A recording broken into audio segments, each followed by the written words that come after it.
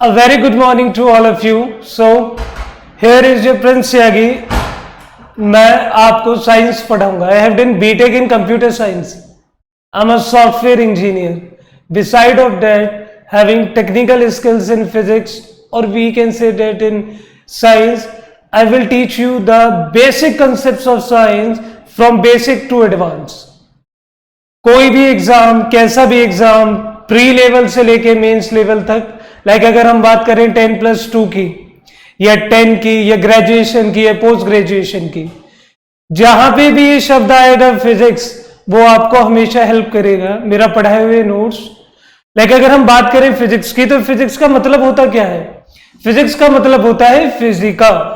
Latin शब्द में इसे कहा जाता है फिजिका, जिसका हिंदी में मीनिंग कहते हैं प्राकृतिक, something which is natural. English वाले बच्चों के लिए भी हम हिंदी और इंग्लिश में थोड़ी सी भी डिफरेंस नहीं रखेंगे.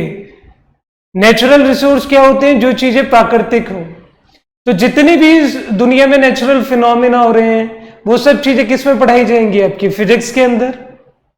आपका एग्जाम हुआ MTS का, जो बहुत ही लो लेवल का एग्जाम होता है, जिनकी क्वालिफिकेशन इतनी हाई नहीं होती, उन बच्चों के लिए एक अपॉर्चुनिटी होती है कि वो गवर्नमेंट में आए और सर्व करें.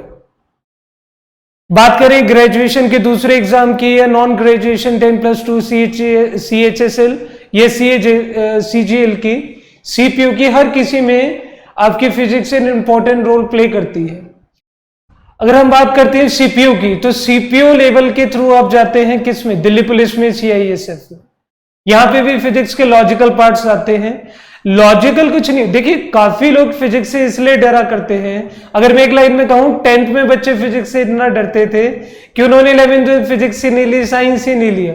लेकिन ये तो एक ऐसा टेक्निकल सब्जेक्ट है, एक ऐसा लॉजिकल सब्जेक्ट है जो हमेशा आप लोगों को हेल्प करेगा. जो बच्चे डिफेंस की तैयारी करते हैं, जो बच्चे 9, 10th, 11th, 12th में फिजिक्स से डरा करते हैं, उन सबके कंसेप्ट को हम क्लियर करेंगे. अगर आप करें बात डिफेंस की, तो उसमें आता है CDS, NDA, एयरफोर्स. एयरफोर्स में भी दो पार्ट आते हैं. कौन कौन से? पहला X ग्रुप और दूसरा कौन सा? Y group. जितने भी X और Y ग्रुप होते हैं, उसके अंदर लॉजिकल पार्ट और न्यूमेरिकल्स लेवल ज्यादा आते हैं. NDA में भी लॉजिकल चीजें ज्यादा होती है. और CDS तो आपको पता ही है, जहां सोच ज्यादा वहां CDS के क्वेश्चन भी ऑप्टिमम.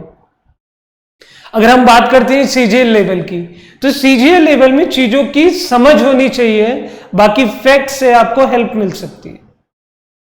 अब कुछ एग्जाम ऐसे हैं, जैसे NTPC हुआ था अभी 3 साल पहले, नोटिफिकेशन आई है और स्लॉट में एग्जाम चल रहे हैं. तो ये सारे एग्जाम के अंदर फिजिक्स एक इंपॉर्टेंट रोल प्ले करती है. अगर आप एक टर्म में समझें, तो जो GS का पार्ट है, वो प्रिसाइजली किससे कंप्राइज होता है? साइंस से. और साइंस किससे कंप्राइज होती है? फिजिक्स से, केमिस्ट्री से और बायो से. यही तीनों चीजें मिलकर आपकी साइंस बनाती हैं.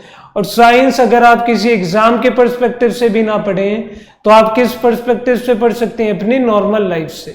अगर कल को आपसे कोई पूछने लगा, ये GS का पार्ट, ये GS का मतलब है क्या, तो आप उसे बता सकते हैं, सर GS क्या है? General studies. ठीक है.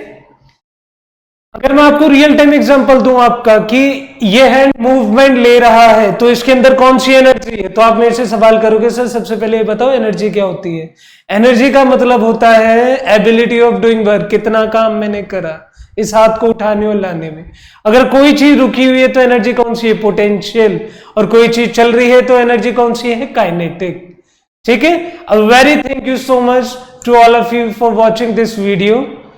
हेंस जल्दी मिलते हैं, जल्दी आते हैं और आपकी हर प्रॉब्लम का एक सटीक जवाब देंगे. कुछ ऐसे क्वेश्चन जो हर एग्जाम में आते हैं. Good luck. Thank you.